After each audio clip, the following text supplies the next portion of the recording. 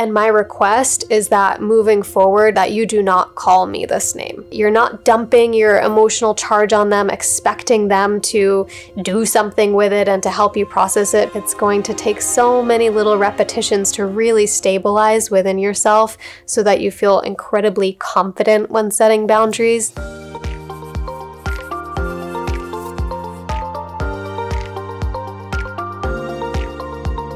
Hello and welcome back to my channel. If you are new here, my name is Elise Parker, and here on my channel I share videos about my personal growth journey and self-growth, healing, awakening, wellness, and a lot of things like that. So if you're interested, go ahead and click subscribe. That way you make sure you receive all my future videos.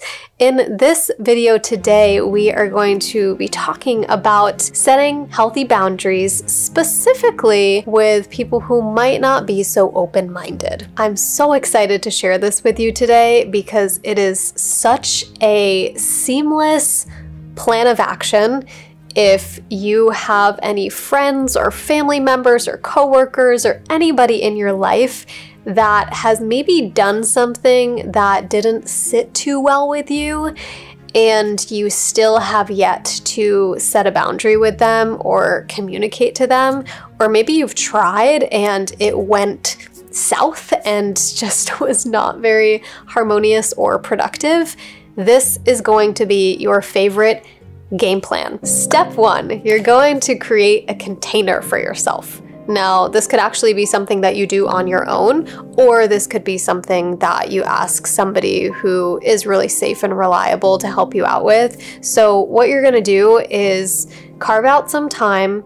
It could be 10 minutes, 30 minutes, an hour, to actually process and move through some of the emotional charge that's related to whatever happened. Whatever this person said or group of people, whatever they did, whatever didn't sit well, you're gonna wanna process a great deal of that before doing any boundary setting or any communication.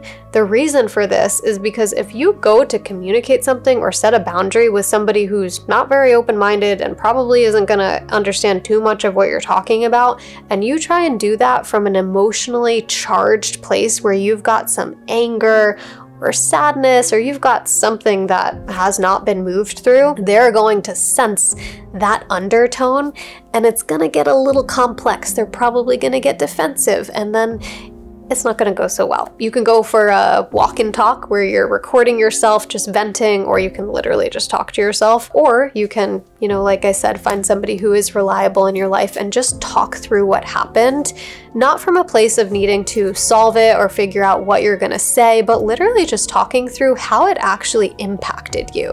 That's the huge emphasis here on step one, is being able to acknowledge that there was an impact for you. Step two is you're going to utilize the nonviolent communication framework. If you're not familiar with the nonviolent communication framework, I will share some info in the video description for you to read up and, explore a little bit more. But for the sake of this, we're going to keep it so simple. There are 4 different steps in this communication framework. So number 1 is observation. And this is what actually happened. So this is what somebody actually said, what they actually did. This is pure fact. It's not adding any interpretation. It's like, hey, you called me this name, or you called my significant other this name. That's the observation. That's actually what happened. And the second part of the framework is feelings. So how did that make you feel? Right? And you already know how that made you feel because step 1 was actually being with that feeling. So when you said or did that thing, I felt angry, or I felt sad, or I felt confused, right? And I'll share actually a list of different feelings. It's called the feelings inventory that's connected to nonviolent communication. I'll share that in the video description so you can really check in with, what was that feeling? The third part of the framework is needs. So I'm also going to include the needs inventory in the video description for you to actually check out what were you needing in that moment. So somebody did or said this thing and it brought up this feeling in you, and you really had a need for this. So let's say somebody called you a name and you felt sad and you have a need for respect. The fourth and final part of the nonviolent communication framework is making a request. Now, this is where you actually set your boundary and clarify what you're requesting moving forward. There are two different types of requests. The first is a connection-based request.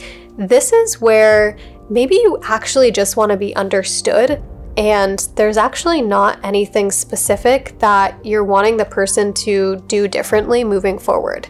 So you may go through this whole process and realize, I've already moved through a lot of emotion. I've already verbally, talked this through with a friend, and I've already gotten clear on here's what actually happened, here's what feeling came up, here's what I really needed in that moment.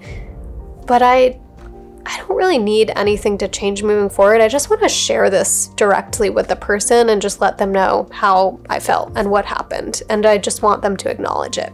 So that would be a connection-based request, which would be something like, I'm really just looking for you to hear me out, or I'm really just looking for you to understand, or I'm really just looking for you to acknowledge that this happened and that it had an impact on me. The second type of request is an action-based request.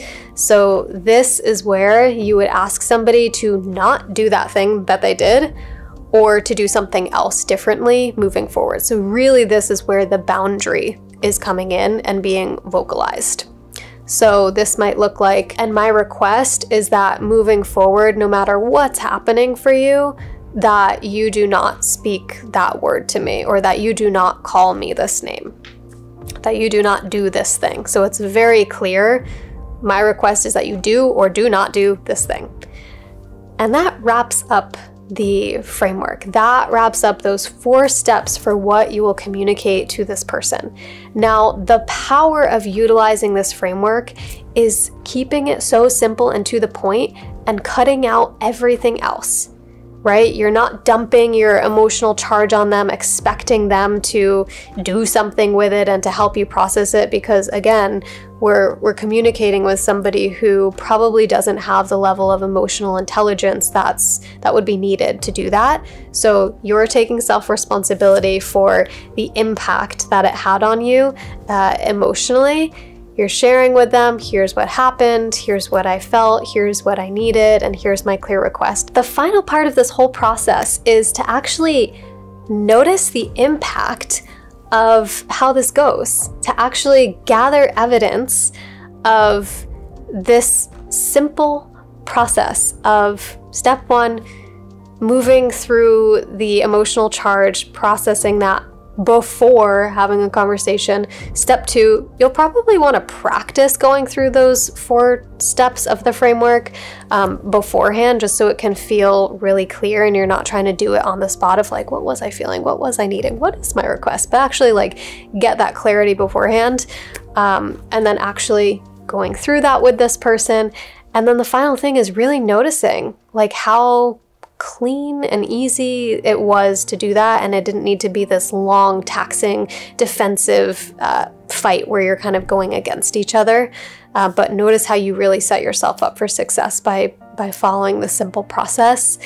And if you are looking to communicate a boundary to somebody in your life who is actually pretty open-minded, and maybe they're on their own path of inner work, or you just sense that they really do want to understand you, then I actually have a whole separate video for you, which I'll share in the description as well, which is a framework for having tough conversations with more ease. And so just to bring in a level of patience and understanding as you're practicing this, and know that it's no small feat what you're stepping into. It's a huge deal to be rewiring this pattern for yourself. It's going to take so many little repetitions to really stabilize within yourself so that you feel incredibly confident when setting boundaries, no matter if it's someone who's open-minded or not open-minded, but it's going to take time, right? Okay, my love, that is going to wrap up this video. I hope that you found it helpful, and I would love to hear from you. Come back in the comments after you have been practicing it and let me know how it goes. All right, hope this was helpful, and if you liked it, give it a thumbs up, and I'll see you in the next one. Bye!